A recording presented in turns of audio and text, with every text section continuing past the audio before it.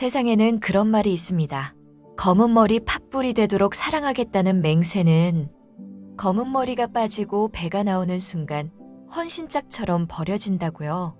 여기 자신의 젊음과 인생을 송두리째 갈아 넣어 남편을 왕으로 만든 여자가 있습니다. 그리고 왕이 된 남편은 가장 먼저 자신을 만든 여왕을 성 밖으로 내쳤습니다. 이 이야기는 단순한 사랑 싸움이 아닙니다. 처절한 헌신 끝에 찾아온 끔찍한 배신의 기록입니다. 미숙의 손을 본 적이 있나요? 그녀의 손은 네, 여자의 손이라기보다는 차라리 말라 비틀어진 고목나무 껍질에 가까웠습니다. 손가락 마디마디는 류마티스 관절염이라도 앓는 사람처럼 굵게 튀어나와 있었고 손톱 밑은 아무리 씻어도 지워지지 않는 까만 기름때가 문신처럼 박혀 있었습니다. 겨울바람이 조금만 불어도 손등은 논바닥처럼 쩍쩍 갈라져 피가 배어나왔죠. 지난 20년, 강산이 2번 변하는 그 긴 시간 동안 미숙은 이 거친 손으로 버텼습니다. 남편 상훈이 내 사업 한번 해보겠다며 다니던 멀쩡한 대기업을 때려치우고 퇴직금까지 날렸던 그날을 기억합니다. 월세 낼 돈이 없어 갓난아기를 업고 주인집 앞에서 무릎 꿇고 빌었던 그날도요. 상훈은 술에 취해 들어와 행패를 부리기 일쑤였습니다. 에이씨, 내가 이따위 대우나 받으려고 회사 나온 줄 알아? 너라도 돈을 좀 벌어오던가? 그 모진 말들을 미숙은 묵묵히 받아냈습니다.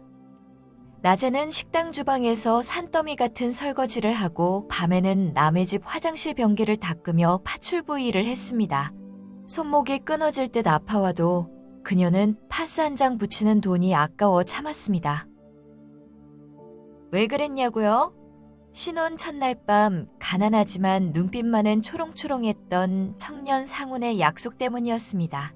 미숙아, 나 믿지? 지금은 내가 가진 게 없어서 너 고생시키지만 딱 10년만 기다려. 내가 대한민국에서 제일 가는 사장님 돼서 네 손에 물 한 방울 안 묻히게 해줄게. 너 사모님 소리 듣게 해준다고. 그 말, 그 뻔하디 뻔한 거짓말 같은 약속을 미숙은 종교처럼 믿었습니다. 미숙은 자신의 젊음이 어떻게 시들어가는지도 몰랐습니다. 거울을 볼 시간조차 사치였습니다. 어느새 거울 속에는 화장기 없는 얼굴에 기미가 가득하고 싸구려 파마머리를 한 초라한 중년 여자가 서 있었지만 미숙은 웃었습니다.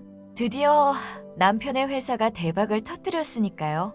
상상기업 대표이사 박상훈. 이제 그는 더 이상 빚쟁이에게 쫓기는 신세가 아니었습니다.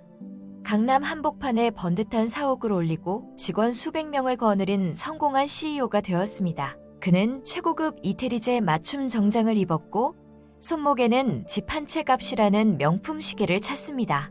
출근길에는 기사가 딸린 검은색 세단이 대기하고 있었죠. 하지만 성공이라는 달콤한 열매를 맛본 상훈은 가장 중요한 것을 잊었습니다. 아니, 지워버리고 싶어 했습니다. 그가 화려한 조명을 받으며 건배사를 외칠 때 그의 성공을 위해 밑거름이 되었던 아내 미숙은 이제 그에게 숨기고 싶은 치부이자 부끄러운 과거일 뿐이었습니다. 오늘 저녁 시내 최고급 호텔에서 열린 비즈니스 파티. 화려한 샹들리에 아래 네로라 하는 기업인들이 모였습니다. 당연히 그 자리의 주인공은 승승장구하는 상훈이었습니다. 그런데 상훈의 옆에 선 여자는 조강지처 미숙이 아니었습니다. 하하, 김 회장님, 과찬이십니다. 이번 프로젝트는 전적으로 제 비서실장의 공이 큽니다. 상훈의 팔을 휘감고 있는 여자. 몸매가 훤히 드러나는 붉은색 실크드레스를 입고 짙은 화장을 한 20대의 젊은 여자. 바로 상훈의 수행비서 유라였습니다. 어머, 대표님도 참... 다 대표님이 잘 이끌어주신 덕분이죠. 저 오늘 이 드레스 대표님이 골라주신 건데 잘 어울려요? 그럼 누구 몸매인데? 아주 완벽해. 오늘 여기서 당신이 제일 빛나. 사람들은 두 사람을 보며 수군거렸지만 상훈은 아랑곳하지 않았습니다. 오히려 유라가 자신의 아내로 오해받는 그 상황을 은근히 즐기고 있었습니다. 그에게 미숙은 시장통에서 산 10,000원짜리 늘어난 티셔츠를 입고 김치 냄새를 풍기는 집사람일 뿐이었으니까요. 이 화려한 곳에 어울리지 않는 얼룩 같은 존재였죠. 같은 시각, 도시의 불빛이 닿지 않는 낡은 주택가. 미숙은 홀로 식탁에 앉아 있었습니다. 식탁 위에는 상훈이 좋아한다는 갈비찜과 잡채가 수북이 쌓여 있었지만 음식은 이미 하얗게 기름이 굳어 식어버린 지 오래였습니다. 미숙은 식은국을 데우고 또 데웠습니다. 국물이 졸아들어 짜질 때까지요. 벽에 걸린 시계는 벌써 밤 11시를 넘기고 있었습니다. 정막을 깨고 전화벨이 울렸습니다. 남편이었습니다. 미숙은 화들짝 놀라 수화기를 들었습니다. 여보, 왜 이제 전화했어요? 밥은요? 국 다 식는데 언제 들어와요? 하지만 수화기 너머 들려오는 남편의 목소리에는 술기운과 짜증이 잔뜩 묻어 있었습니다.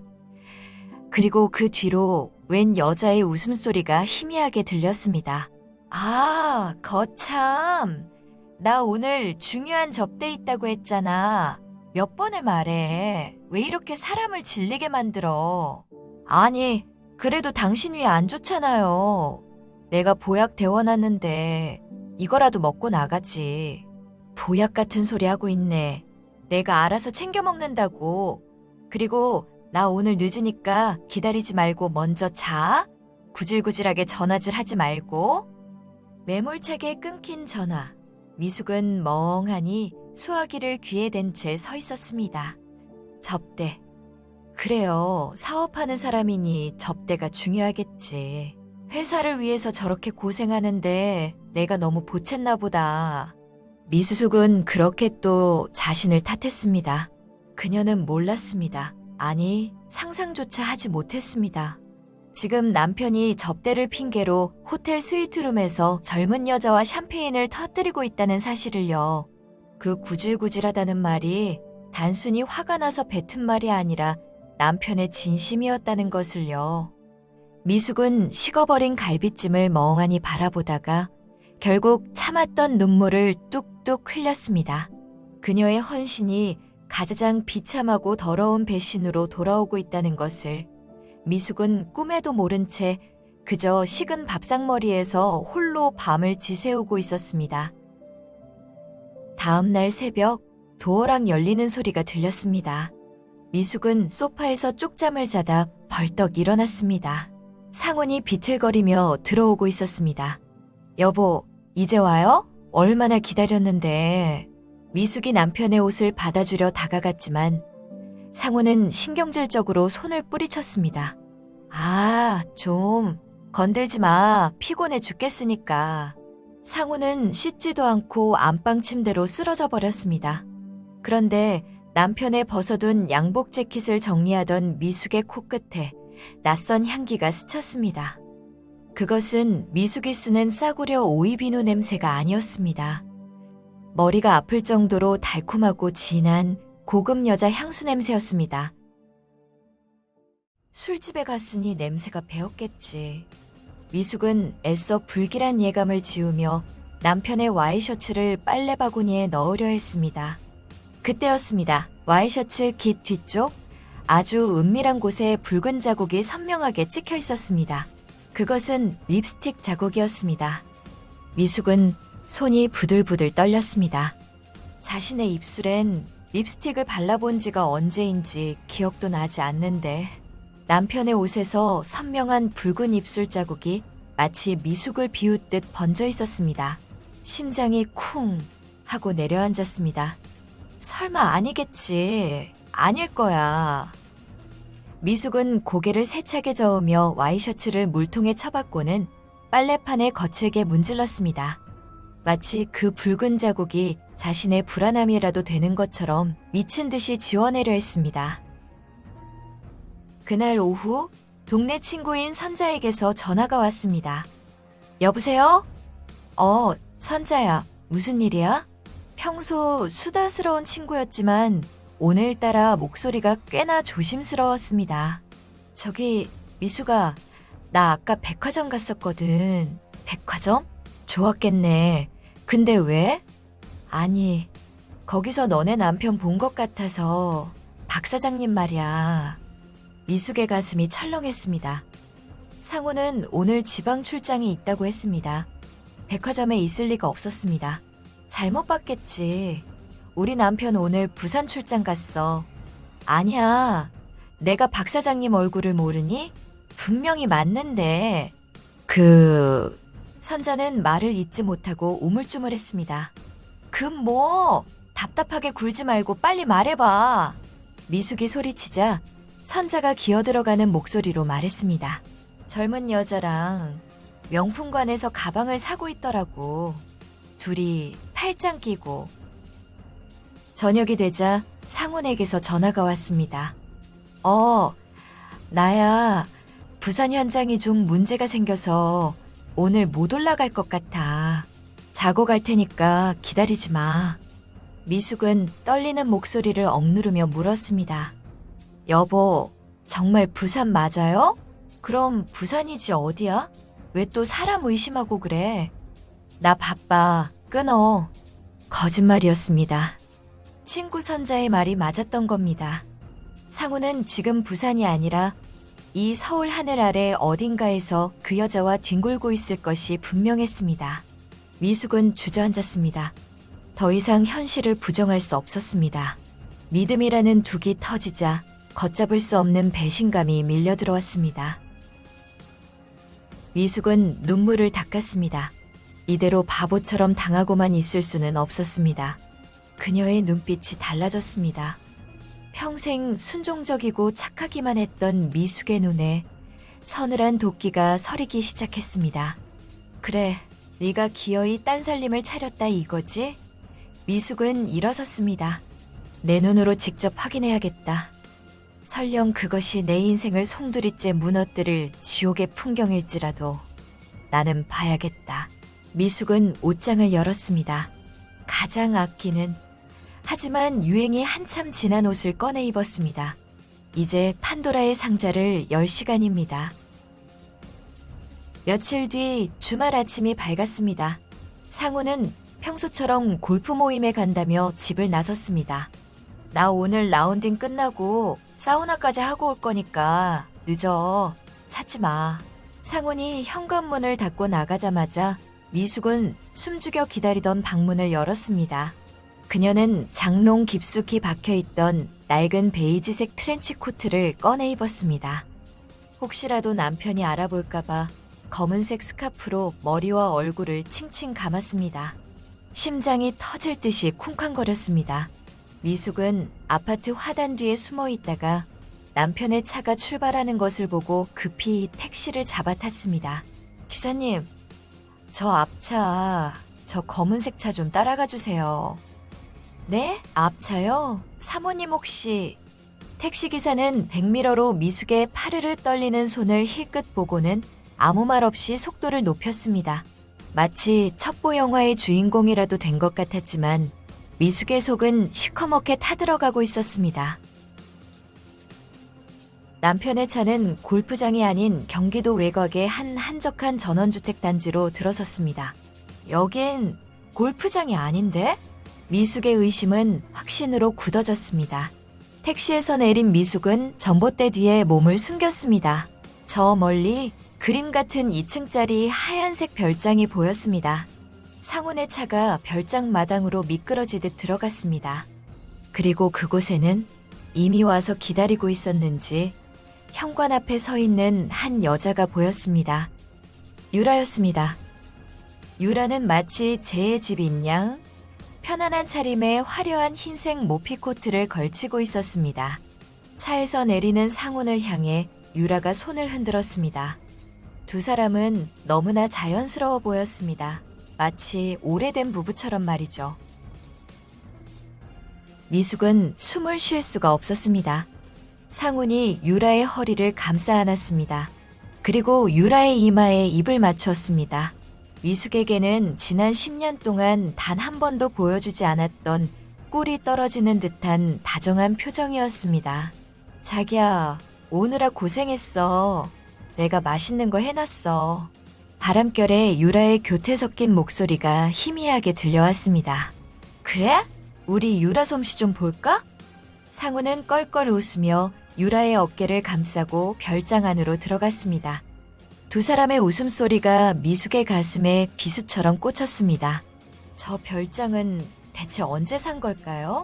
생활비가 모자라다며 미숙에게는 콩나물값 아끼라고 닥달하던 사람이 내연녀를 위해서는 저런 의리의리한 성을 지어주고 있었던 겁니다. 미숙이 20년 동안 뼈 빠지게 일해서 갚은 빚들이 고스란히 저 여자의 사치와 쾌락으로 들어가고 있었습니다. 다리가 풀린 미숙은 전봇대 아래로 스르르 주저앉았습니다. 손으로 입을 틀어막았지만 손가락 사이로 짐승 같은 신음이 새어나왔습니다. 차라리 꿈이기를 바랐습니다. 남편이 낯선 여자와 낯선 아이와 함께 저렇게 완벽한 가정을 꾸리고 있다니. 자신은 그저 저들의 행복을 위해 돈을 벌어다 바치는 기계였을 뿐이었습니다. 지난 20년의 세월이 통째로 부정당하는 순간이었습니다. 미숙은 땅바닥을 손톱으로 긁으며 오열했습니다. 흙먼지가 손톱 밑에 박히고 피가 배어나왔지만 가슴이 찢어지는 고통에 비하면 아무것도 아니었습니다. 저기 저 행복해 보이는 가짜 가족을 당장이라도 달려가 갈기갈기 찢어놓고 싶었습니다. 하지만 미숙은 일어설 힘조차 없었습니다. 그저 먼 발치에서 자신이 가질 수 없었던 그 행복을 지켜보며 피눈물을 흘릴 뿐이었습니다. 한참을 그렇게 울던 미숙이 고개를 들었습니다. 그녀의 눈에서 초점이 사라졌습니다. 대신 그 자리에는 시퍼런 살기가 들어찼습니다. 박상훈, 김유라, 미숙은 품속에서 휴대폰을 꺼냈습니다. 그리고 떨리는 손으로 카메라를 켰습니다. 찰칵, 행복해 보이는 그들의 모습을 증거로 남겼습니다. 셔터 소리 하나하나가 상훈을 향한 저주의 주문과도 같았습니다. 그래, 마음껏 웃어도 그 웃음이 비명으로 바뀔 날이 머지 않았으니까. 미숙은 비틀거리며 일어섰습니다. 이제 눈물은 걷었습니다. 오늘부로 착하고 순종적이었던 아내 미숙은 죽었습니다. 이제 남은 건 모든 것을 빼앗긴 여자의 차가운 복수뿐입니다. 미숙은 흙 묻은 옷을 털지도 않은 채 지옥 같은 그곳을 뒤로하고 돌아섰습니다. 그날 밤 미숙은 아무 일도 없었다는 듯 집에 돌아왔습니다. 화장실로 들어간 미숙은 찬물을 틀어놓고 얼굴을 씻었습니다. 거울 속의 여자는 더 이상 울고 있지 않았습니다. 눈은 퉁퉁 부어 있었지만 그 눈빛만은 얼음장처럼 차가웠습니다. 미숙아, 정신 차려. 그녀는 거울을 보며 스스로에게 속삭였습니다. 지금 소리 지르고 따져봤자 저 인간은 적반하장으로 나올 거야. 위자료 몇 푼 던져주고 쫓겨날 순 없어. 미숙은 차가운 물로 세수를 하며 마음속에 뜨거운 분노를 식혔습니다. 지금 필요한 건 감정이 아니라 이성, 그리고 저들을 확실하게 파멸시킬 무기였습니다. 미숙은 수건으로 물기를 닦아내며 입꼬리를 억지로 올렸습니다. 소름 끼치는 미소 연습. 이제부터 미숙은 연기대상, 여우주연상감의 연기를 시작할 것입니다. 자정이 넘어서야 상훈이 들어왔습니다. 술 냄새와 그 역겨운 여자 향수 냄새를 풍기며 나왔어. 평소라면 자는 척했을 미숙이 오늘은 현관까지 달려나가 남편을 맞이했습니다. 여보, 오셨어요? 아이고, 술을 얼마나 마신 거야. 미숙은 더없이 상냥한 목소리로 남편의 양복 재킷을 받아주었습니다. 상우는 미숙의 태도에 약간 당황한 듯 했습니다. 당신 안 잤어? 웬일이야, 나와보지도 않더니. 당신 고생하는데 내가 어떻게 먼저 자요. 배고프죠? 내가 당신 좋아하는 북엇국 끓여놨어요. 미숙은 부엌으로 들어가 보글보글 끓는 북엇국을 펐습니다. 그녀의 손은 떨리지 않았습니다. 국그릇을 내려놓는 그녀의 눈빛은 마치 사형수에게 마지막 식사를 대접하는 교도관의 그것과 같았습니다. 상우는 아무것도 모른 채 미숙이 차려준 해장국을 허겁지겁 들이켰습니다. 역시 우리 마누라 국솜씨가 최고야. 밖에서 사 먹는 건 이 맛이 안 난단 말이야. 그 모습을 내려다보는 미숙의 입가에 비릿한 미소가 스쳤습니다. 그래, 많이 먹어도 그게 내 인생의 마지막 호사일 테니까. 배를 채운 상우는 코를 골며 골아떨어졌습니다. 거실에는 시계 초침 소리만 들렸습니다. 미숙은 조용히 일어났습니다. 그녀의 시선이 남편이 벗어둔 양복 바지로 향했습니다. 상우는 잘 때 항상 휴대폰을 베개 밑에 두고 잤지만 술에 취한 날은 주머니에 넣은 채 잠들곤 했습니다. 미숙은 도둑고양이처럼 살금살금 다가가 바지 주머니를 뒤졌습니다. 손끝에 차가운 금속의 감촉이 느껴졌습니다. 휴대폰이었습니다. 역시나 잠금 패턴이 걸려 있었습니다. 하지만 미숙은 당황하지 않았습니다. 며칠 전 남편이 술김에 패턴을 푸는 것을 어깨너머로 봐두었기 때문입니다. 엘작. 그리고 점 하나. 미숙의 손가락이 조심스럽게 화면 위를 미끄러졌습니다. 딸깍 잠금이 풀렸습니다. 어두운 방 안, 휴대폰 화면에 푸르스름한 불빛이 미숙의 얼굴을 비췄습니다. 사진첩을 연 미숙의 손이 파르르 떨렸습니다. 그곳은 지옥도였습니다. 별장에서 찍은 사진, 둘이 해외여행 가서 찍은 사진, 심지어 침대 위에서 찍은 낯뜨거운 사진들까지. 그동안 출장이라며 집을 비웠던 모든 날들이 그 여자와의 밀월 여행이었습니다. 그리고 문자 메시지함. 자기야, 이번 달 생활비 500 보냈어. 이걸로 가방 사. 우리 아들 유치원은 영어 유치원으로 알아봤어? 돈 걱정 말고 제일 좋은 데로 보내. 미숙에게는 회사가 어렵다. 돈 아껴 써라 쥐잡듯이 잡더니 그 여자에게는 500만 원, 1000만 원을 물쓰듯 쓰고 있었습니다. 미숙이 10년 입은 팬티 한 장 사는 것도 벌벌 떨 때 상우는 그들의 왕국을 건설하고 있었던 겁니다. 미숙은 입술을 깨물어 터져나오는 비명을 삼켰습니다. 입안에 비릿한 피맛이 돌았습니다. 그녀는 떨리는 손으로 자신의 휴대폰을 꺼내 그 모든 증거들을 하나하나 촬영하기 시작했습니다. 한 장도 빠짐없이 남편의 추악한 민낯을 모두 저장했습니다. 그때였습니다. 문자 내역을 내리던 미숙의 눈에 수상한 대화가 포착되었습니다. 김 이사님, 이번에 빼돌린 자금 세탁은 페이퍼 컴퍼니 쪽으로 돌렸습니다. 사모님 명의로 된 땅 문서는 안전한가요? 사모님? 여기서 말하는 사모님은 미숙이 아니었습니다. 바로 유라였습니다. 미숙의 눈이 번뜩였습니다. 상우는 단순히 바람만 피운 게 아니었습니다. 회사의 공금을 횡령해서 유라 명의로 재산을 빼돌리고 있었던 것입니다. 이것은 단순한 이혼 소송감이 아니었습니다. 이것은 남편을 감방에 쳐넣을 수 있는 결정적인 범죄 증거였습니다. 미숙의 입에서 바람 빠지는 듯한 헛웃음이 새어나왔습니다. 신은 아직 미숙을 버리지 않았습니다. 가장 확실하고 치명적인 목줄을 미숙의 손에 쥐어준 것입니다. 다음 날 아침, 상훈이 부스스한 얼굴로 일어났습니다. 머리야. 내 핸드폰 어디 갔지? 상훈이 허둥지둥 휴대폰을 찾았습니다. 그때 미숙이 부엌에서 나오며 상냥하게 웃었습니다. 여보, 여기 있어요. 침대 밑에 떨어져 있길래 내가 주워놨어요. 미숙은 아무 일도 없었다는 듯 깨끗하게 닦은 휴대폰을 건넸습니다.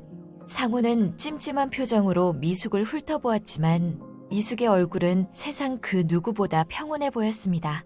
아, 그래? 고마워. 상우는 안도의 한숨을 내쉬며 휴대폰을 주머니에 넣었습니다. 그는 꿈에도 몰랐습니다. 자신의 그 휴대폰 속에 있던 모든 비밀이 이미 미숙의 소나기에 들어갔다는 사실을. 그리고 오늘 아침 미숙이 건넨 그 따뜻한 꿀물 한 잔이 사냥을 시작하기 전 사냥감이 안심하도록 먹이는 미끼였다는 것을. 이제 덫은 놓였습니다. 남은 건 저 멍청한 짐승이 제 발로 걸어 들어와 목이 졸리는 것을 구경하는 일뿐입니다. 다음 날 오후 미숙은 강남의 한 고층 빌딩 앞에 섰습니다. 으리으리한 통유리 빌딩, 평생 재래시장과 동네 마트만 오가던 미숙에게는 위압감이 드는 낯선 세계였습니다. 하지만 미숙은 주눅들지 않고 로비로 들어섰습니다. 그녀의 손에는 남편의 휴대폰을 찍은 사진들이 인화된 봉투가 들려 있었습니다. 미숙이 찾아간 곳은 이혼 전문이 아니라 기업범죄 및 자금 추적 전문인 강민석 법률사무소였습니다. 단순히 이혼 도장을 찍는 게 목표가 아니었으니까요. 미숙은 안내데스크 직원의 의아한 눈초리를 받으며 상담실로 안내되었습니다. 낡은 트렌치코트에 촌스러운 파마머리. 누가 봐도 이곳과는 어울리지 않는 행색이었지만 미숙의 눈빛만은 그 어느 때보다 또렷했습니다. 잠시 후 깐깐해 보이는 인상의 남자가 들어왔습니다. 강 변호사였습니다. 그는 미숙의 행색을 훑어보고는 시큰둥한 표정으로 자리에 앉았습니다. 상담 예약하신 분이시죠? 저희 사무소는 수임료가 꽤 비싼 편인데 알고 오셨습니까? 강 변호사의 말투에는 당신 같은 아줌마가 올 곳이 아니다라는 무시가 깔려 있었습니다. 그는 시계를 힐끔거렸습니다. 빨리 돌려보내고 싶은 눈치였습니다. 남편이 바람을 피웠나요? 위자료 청구 소송은 저기 아래층 가정법률 상담소로 가시는 게. 미숙은 아무 말 없이 품 안에서 누런 서류 봉투를 꺼냈습니다. 그리고 탁자 위에 툭 던졌습니다. 바람은 덤이고요. 진짜는 그 안에 있어요. 미숙의 차분하고 낮은 목소리에 강 변호사의 눈썹이 꿈틀했습니다. 강 변호사는 귀찮다는 듯 봉투를 열어 사진들을 꺼냈습니다. 처음엔 시큰둥하던 그의 표정이 사진을 한 장 한 장 넘길수록 굳어지기 시작했습니다. 특히 상훈의 비밀 장부 문자와 유라 명의로 된 페이퍼 컴퍼니 관련 대화 내용을 볼 때는 눈빛이 매섭게 빛났습니다. 그가 안경을 고쳤으며 미숙을 다시 보았습니다. 이거 어디서 나셨습니까? 남편 휴대폰에서요. 그 사람 제 앞에선 10원 한 장도 아끼는 짠돌이인데 뒤로는 회사 돈 50억을 빼돌리고 있더군요. 강 변호사가 헛웃음을 터뜨렸습니다. 50억 이 정도면 단순 횡령이 아니라 특경법 위반입니다. 징역 5년 이상은 기본으로 깔고 가는 사이즈네요. 그의 태도가 180도 바뀌었습니다. 눈앞에 초라한 아줌마가 사실은 거대한 황금알을 쥐고 온 의뢰인이라는 것을 깨달은 것입니다. 강 변호사는 깍지 낀 손을 테이블에 올리며 몸을 앞으로 기울였습니다. 부인, 아니 사모님, 원하시는 게 뭡니까? 이혼입니까? 아니면... 미숙은 또렷하게 말했습니다. 이혼은 나중 문제예요. 제가 원하는 건 그 인간을 빈털터리로 만드는 겁니다. 빈털터리라. 재산 분할? 위자료? 그런 걸로 그 사람 눈 하나 깜짝 안 해요. 돈이 전부인 사람이니까 돈을 뺏어야 죽는 겁니다. 미숙의 목소리엔 서늘한 도끼가 서려 있었습니다. 그 여자 명의로 돌린 재산까지 싹 다 찾아와서 두 연놈들이 길바닥에 나앉게 해주세요. 그리고 감방에 보내주세요. 수임료는 성공보수의 30%를 드릴게요. 강 변호사의 입가에 흥미로운 미소가 번졌습니다. 성공보수 30%면 최소 15억이 넘는 돈이었습니다. 좋습니다. 아주 마음에 드는 제안이군요. 저만 믿으십시오. 법적으로 그 사람의 뼈와 살을 분리해드리겠습니다. 강 변호사가 손을 내밀었습니다.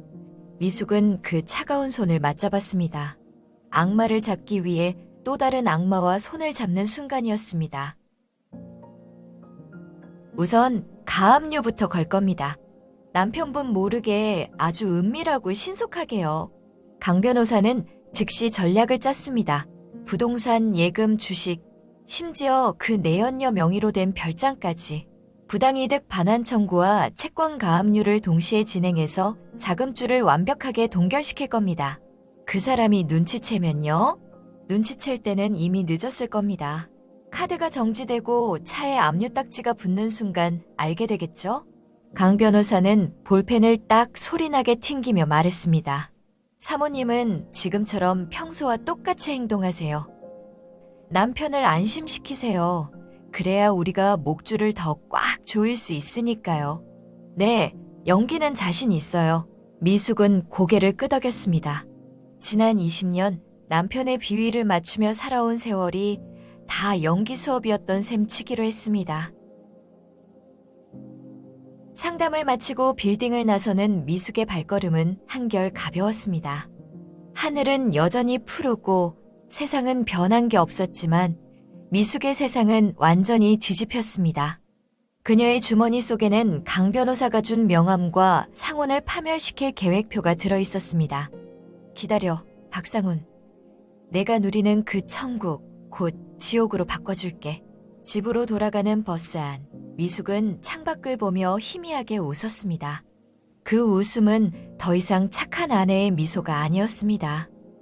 먹잇감을 앞에 둔 사냥꾼의 여유롭고 잔혹한 미소였습니다.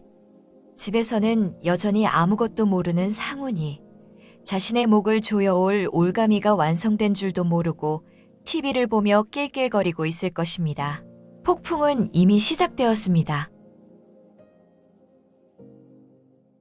며칠 뒤 상훈은 유라와 함께 명품관 쇼핑을 마치고 고급 레스토랑을 찾았습니다. 오빠, 나 이번에 나온 신상백 너무 예쁘지 않아? 친구들이 다 부러워할 거야. 유라는 쇼핑백들을 의자에 늘어놓으며 행복에 겨워했습니다. 상훈은 거만하게 와인을 한 모금 들이켰습니다. 그래, 마음껏 사. 우리 유라 기죽으면 안 되지. 내가 누구냐? 박상훈이야. 식사를 마치고 계산할 시간. 상훈은 지배인에게 익숙하게 블랙카드를 내밀었습니다. 일시불이요. 그런데 잠시 후 지배인이 곤란한 표정으로 돌아왔습니다. 손님, 죄송하지만 이 카드는 도난 분실 코드가 뜨면서 정지된 카드라고 나오는데요. 뭐? 정지? 그럴 리가 없는데? 한도가 무제한인 카드야. 다시 긁어봐. 상호는 짜증을 내며 다른 카드를 꺼내 던졌습니다. 하지만 결과는 똑같았습니다. 손님, 이 카드도 거래 정지입니다. 혹시 다른 결제 수단은 없으신지요? 레스토랑 안의 사람들이 웅성거리며 쳐다보기 시작했습니다. 상훈의 얼굴이 홍당무처럼 붉게 달아올랐습니다. 옆에 있던 유라의 표정이 순식간에 싸늘하게 굳어졌습니다. 오빠 뭐야? 쪽팔리게 왜 이래? 돈 안 냈어? 상훈은 식은땀을 흘리며 지갑에 있는 현금을 탈탈 털어야 했습니다. 평생 느껴본 적 없는 치욕감이었습니다. 아니 이게 무슨 개망신이야. 김비서, 은행에 당장 전화해봐. 내 카드가 왜 다 막힌 거야? 레스토랑을 나온 상훈은 길거리에서 고래고래 소리를 질렀습니다. 그때 상훈의 휴대폰이 미친 듯이 울리기 시작했습니다. 주거래 은행 지점장이었습니다. 여보세요? 지점장님, 내가 1년에 예치하는 돈이 얼마인데 카드를 막 씁니까? 다들 미쳤어요? 하지만 수화기 넘어 들려오는 지점장의 목소리는 차갑기 그지없었습니다. 대표님, 죄송합니다만 지금 대표님 명의의 모든 계좌와 부동산에 가압류가 들어왔습니다. 가압류? 누가요? 누가 감히 나한테 가압류를 걸어? 사모님이십니다. 이미숙님 명의로 재산분할 및 부당이득 반환 청구 소송과 함께 가압류 신청이 접수되었습니다. 현재로서는 10원 한 장도 출금하실 수 없습니다. 상훈은 망치로 뒤통수를 얻어맞은 듯 멍해졌습니다. 미숙이? 그 멍청하고 순에 빠진 미숙이? 말도 안 되는 일이었습니다. 야, 웃기지 마. 집사람이 무슨 돈이 있어서 변호사를 써. 전산오류 아니야? 상훈이 고함을 쳤지만 전화는 이미 끊겨 있었습니다. 옆에서 통화 내용을 듣고 있던 유라의 표정이 사색이 되었습니다. 오빠, 방금 그게 무슨 소리야? 가압류라니? 그럼 내 생활비는? 우리 아들 유치원비는? 유라는 상훈의 팔을 잡고 흔들었습니다. 상우는 머리가 터질 것 같아 유라를 뿌리쳤습니다.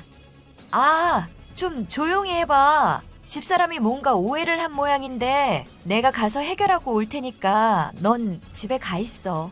하지만 유라는 물러서지 않았습니다. 해결은 무슨 해결? 너 빈털털이 된 거 아니야? 나한테 사준 별장도 압류당하는 거 아니냐고. 그녀의 입에서 나오던 오빠라는 달콤한 호칭은 온데간데 없고 도끼 어린 목소리만 남았습니다. 야, 김유라, 너 말이 좀 심하다. 내가 너한테 해준 게 얼만데 지금 돈 좀 막혔다고 이러냐? 해준 게 뭐? 오빠가 유부남인 거 감수하고 살아준 게 누군데? 당장 내 돈 내놔. 안 그러면 나도 가만 안 있어. 길거리 한복판에서 두 사람의 난투극이 벌어졌습니다. 서로의 밑바닥을 보이는 추악한 싸움이었습니다. 상우는 처음으로 유라의 예쁜 얼굴 뒤에 숨겨진 탐욕스러운 본성을 마주했습니다. 상우는 유라를 버려두고 택시를 잡아 집으로 달려갔습니다.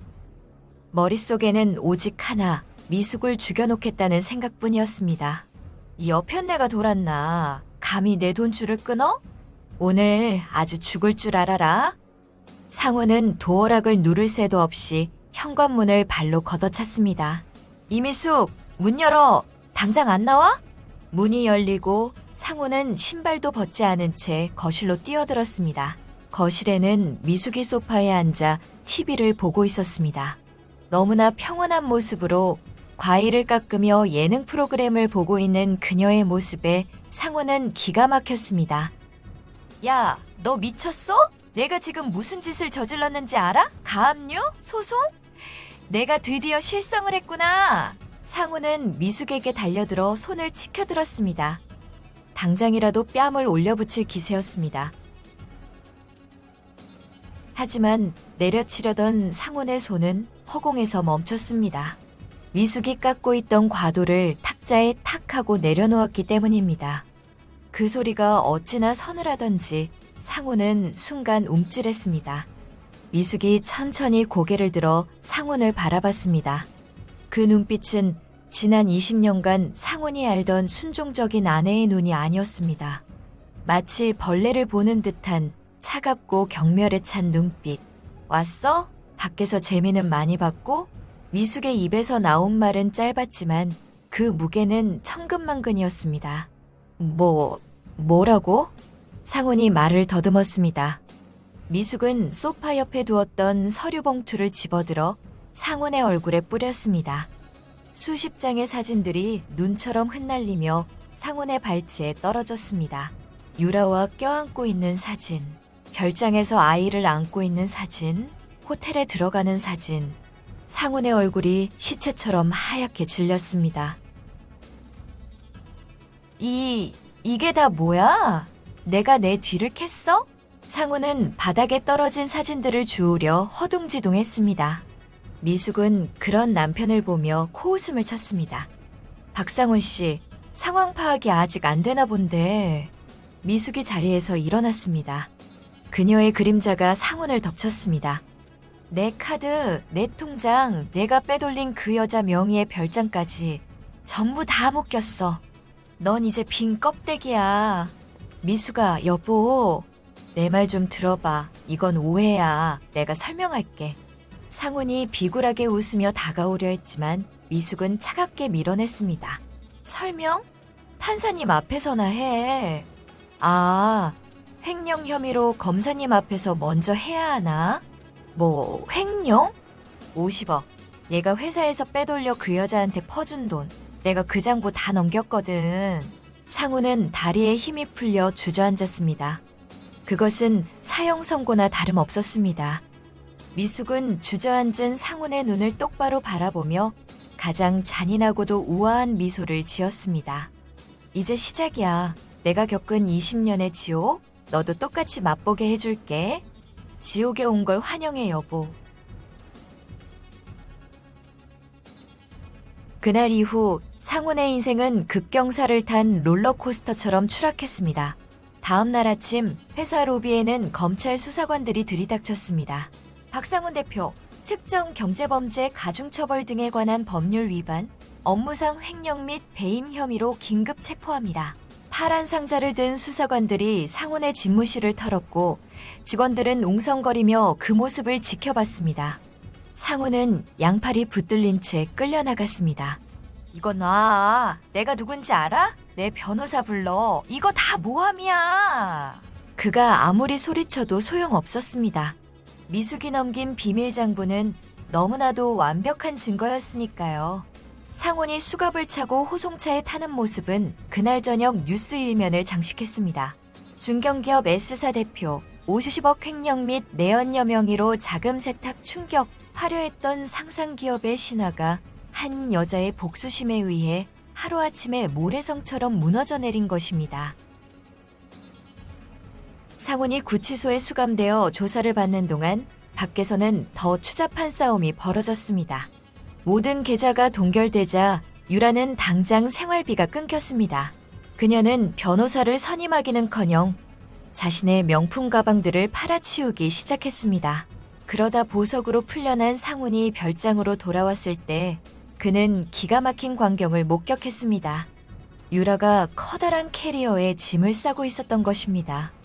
너 지금 뭐 하는 거야? 상훈의 목소리가 떨렸습니다. 유라는 상훈을 본체만 채하며 옷가지를 쑤셔 넣었습니다. 보면 몰라? 나가는 중이잖아. 오빠 이제 빈털터리의 전과자 될 텐데 내가 미쳤다고 여기서 살아? 뭐? 야, 김유라! 내가 너한테 쓴 돈이 얼마인데 내 명의로 된 이 별장 내 돈으로 산 거잖아. 웃기지 마. 명의가 내 건데 왜 오빠 거야? 그리고 이거 다 압류당하게 생겼는데 나도 피해자라고. 유라는 상훈을 밀치고 현관으로 향했습니다. 상훈은 눈이 뒤집혔습니다. 이 나쁜 년이 갈 거면 내 돈 다 토해내고 가. 상훈이 유라의 머리채를 휘어잡았습니다. 아, 이거 안 놔? 이 미친놈아. 두 사람은 바닥을 뒹굴며 서로를 물어뜯고 할퀴었습니다. 그토록 사랑한다던 세기의 로맨스는 돈이 사라지자마자 짐승들의 개싸움으로 변해버렸습니다. 며칠 뒤 가정법원 조정실, 상훈은 초췌한 몰골로 앉아 있었습니다. 잠시 후 문이 열리고 미숙이 들어왔습니다. 상훈은 자신의 눈을 의심했습니다. 늘 무릎 나온 추리닝이나 입던 촌스러운 아줌마는 없었습니다. 몸에 딱 맞는 세련된 검은색 정장, 깔끔하게 올린 머리, 그리고 차가운 안경. 미숙은 마치 다른 사람이 된 것 같았습니다. 그녀의 뒤에는 강 변호사가 든든하게 서 있었습니다. 미숙아. 상훈이 기어들어가는 목소리로 불렀지만 미숙은 눈길 한 번 주지 않고 맞은편 자리에 앉았습니다. 오셨습니까? 바로 본론으로 들어가죠. 강 변호사가 서류 뭉치를 내밀었습니다. 이혼 합의서, 위자료 및 재산 분할 포기각서, 그리고 친권 포기각서입니다. 상훈은 덜덜 떨리는 손으로 서류를 집어들었습니다. 재산 포기? 그럼 나보고 알거지로 나가라는 거야? 알거지라뇨. 빚은 가져가시게 해드렸습니다. 회사 채무 20억 본인 명의로 남겨드렸으니 열심히 갚으세요. 미숙이 차갑게 쏘아붙였습니다. 여보, 너무한 거 아니야? 우리가 산 세월이 20년이야. 어떻게 나한테 이래? 상훈이 억울하다는 듯 소리쳤습니다. 세월? 미숙이 피식 웃었습니다. 그래, 그 세월 동안 넌 날 뭘로 봤니? 밥 해주는 식모? 돈 벌어오는 기계? 미숙이 자리에서 벌떡 일어나 상훈에게 다가갔습니다. 내가 파출부 일해서 번 돈으로 내 회사 빚 막을 때 넌 그 여자랑 호텔에서 샴페인 터뜨렸잖아. 내가 설거지하느라 손이 다 터질 때 넌 그 여자 손에 다이아 반지 끼워줬잖아. 미숙의 목소리가 점점 커지며 조정실을 울렸습니다. 미숙아, 내가 잘못했어. 한 번만 용서해줘. 응? 우리 다시 시작하자. 내가 그 여자 정리할게. 애도 고아원으로 보낼게. 그러니까 제발. 상훈은 체면이고 뭐고 다 버리고 바닥에 무릎을 꿇었습니다. 그리고 미숙의 바지가랑이를 잡고 매달렸습니다. 제발, 나 감방 가기 싫어. 나 좀 살려줘. 찌질함의 극치였습니다. 미숙은 자신의 다리를 잡은 상훈의 손을 내려다보았습니다. 옛날 같았으면 마음이 약해져서 같이 울었을지도 모릅니다. 하지만 지금 미숙의 눈에는 그저 치워버려야 할 쓰레기가 매달려 있는 것으로밖에 보이지 않았습니다. 미숙은 매정하게 다리를 빼내며 상훈을 발로 걷어찼습니다. 상훈이 뒤로 나뒹굴었습니다. 다시 시작? 꿈깨. 내 인생에서 네 이름 석자 지우는 게 내 유일한 소원이야. 미숙은 뒤도 돌아보지 않고 강 변호사에게 말했습니다. 변호사님, 진행하세요. 합의는 없습니다. 끝까지 갑니다. 결국 상훈은 모든 것을 잃었습니다. 횡령 혐의가 인정되어 징역 5년형이 확정되었고 이혼 소송에서도 패소하여 빈털터리가 되었습니다. 유라는 상훈이 구속되자마자 아이를 친정엄마에게 맡기고 잠적해버렸습니다. 사랑이라 믿었던 여자는 돈과 함께 사라졌고 믿었던 아내는 가장 무서운 적이 되어 자신을 심판했습니다. 차가운 감옥 독방. 상훈은 좁은 창문으로 들어오는 달빛을 보며 흐느꼈습니다. 어디서부터 잘못된 걸까? 그는 자신의 화려했던 과거를 떠올렸지만 돌아오는 건 차가운 시멘트 바닥의 냉기뿐이었습니다. 집에서 미숙이 끓여주던 따뜻한 북엇국이 미치도록 그리웠지만 이제 그 국은 영원히 맛볼 수 없는 천국의 음식이 되어버렸습니다. 그의 곁에는 아무도 없었습니다. 철저하게, 완벽하게 혼자였습니다. 이것이 바로 한 여자의 헌신을 배신한 대가였습니다. 상훈의 형이 확정되던 날, 미숙은 법원을 나와 한강으로 향했습니다. 강바람이 시원하게 불어와 미숙의 머리카락을 넘겼습니다. 미숙은 가방에서 낡은 결혼사진 한 장을 꺼냈습니다. 사진 속의 젊은 미숙은 수줍게 웃고 있었고 상훈은 늠름해 보였습니다. 고생했다 미숙아. 미숙은 사진 속의 자신을 쓰다듬으며 작별 인사를 건넸습니다. 이제 그만 아파하고 이제 그만 헌신하자. 너는 충분히 최선을 다했어. 미숙은 라이터를 켰습니다. 불길이 사진 끝에서부터 타오르기 시작했습니다. 미숙의 20년 세월이 그 지독했던 사랑과 배신이 한 줌의 재가 되어 강바람에 흩날렸습니다. 눈물은 나오지 않았습니다. 오히려 가슴 속에 묵직하게 자리 잡고 있던 돌덩이가 쑥 내려가는 듯한 해방감이 밀려왔습니다. 그녀는 비로소 그 지옥 같았던 박상훈의 아내라는 껍질을 벗어던지고 세상 밖으로 나왔습니다. 홀로 서기를 시작한 미숙이 가장 먼저 한 일은 나를 돌보는 것이었습니다. 평생 가족들 뒷바라지하느라 뒷전이었던 자신을 챙기기 시작했습니다. 미숙은 피부과에 가서 기미 치료를 받고 미용실에 가서 촌스러운 파마 머리를 잘라냈습니다. 원장님, 제일 세련되고 어려 보이는 스타일로 해주세요. 거울 속에 비친 단발머리의 낯선 여자가 미숙을 보고 웃었습니다. 그리고 그녀는 백화점으로 갔습니다. 남편 옷이 아니라 오로지 자신이 입을 옷을 골랐습니다. 화사한 블라우스, 몸에 딱 맞는 청바지, 그리고 굽이 있는 구두. 카드를 긁는 미숙의 손은 더 이상 떨리지 않았습니다. 그것은 사치가 아니었습니다. 지난 20년간 잊고 살았던 여자 이미숙을 되찾는 성스러운 의식이었습니다. 저녁에는 1인분이라도 예쁜 그릇에 담아 우아하게 식사를 했습니다. 식은 밥에 물 말아 먹던 궁상맞은 시절은 끝났습니다. 미숙은 이제야 알 것 같았습니다. 내가 나를 귀하게 여겨야 세상도 나를 귀하게 대한다는 사실을요. 1년 뒤, 미숙은 작은 가게를 하나 열었습니다. 이름하여 미숙이네 집밥. 평생 남편과 자식에게 해주던 그 솜씨를 이제는 세상을 위해 쓰기로 한 것입니다. 개업 첫날부터 가게 앞은 문전성시를 이뤘습니다. 사장님, 여기 제 육볶음 2인분이요. 어머, 사장님, 반찬이 너무 맛있어서 우리 애들이 이것만 찾아요. 미숙은 눈코 뜰 새 없이 바빴지만 몸은 깃털처럼 가벼웠습니다. 주방에서 웍을 돌리는 그녀의 팔에는 힘줄이 솟았지만 그것은 고생의 흔적이 아니라 프로의 상징이었습니다. 이제 그녀를 무시하던 남편은 없습니다. 대신 사장님 최고예요 라며 엄지를 치켜 세우는 손님들이 가득했습니다. 미숙은 카운터에서 직접 돈을 세고 장부를 정리했습니다. 자신의 능력으로 번 깨끗하고 당당한 돈이었습니다.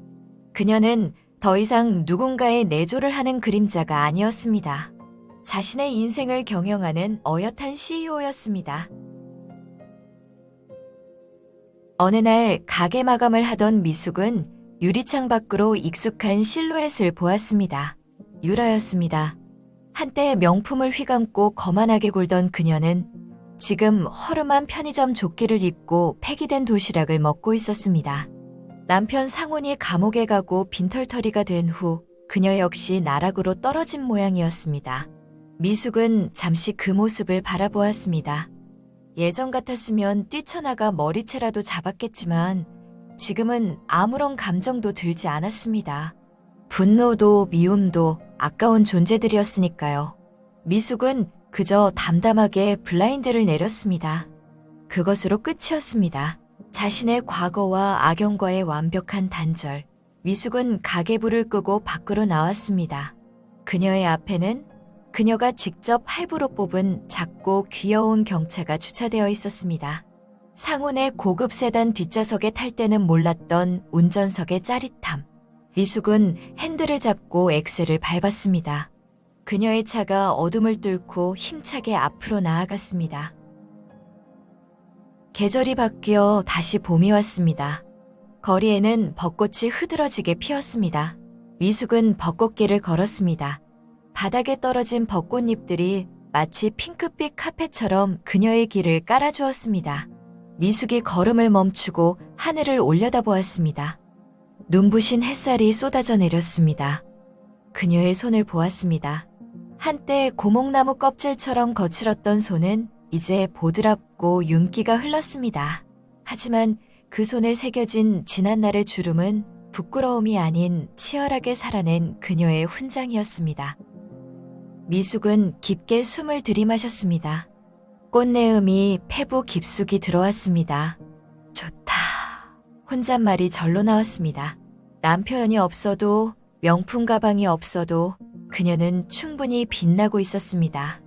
아니, 혼자이기에 비로소 온전하게 빛날 수 있었습니다. 혹시 지금 이 순간에도 어딘가에서 헌신하다 지쳐 울고 계신 분이 있나요? 부디 잊지 마세요. 긴 겨울이 지나면 반드시 봄은 옵니다. 그리고 당신은 누군가의 아내나 엄마이기 이전에 그 자체로 눈부시게 아름다운 꽃이라는 사실을요. 미숙의 봄날은 이제 막 시작되었습니다.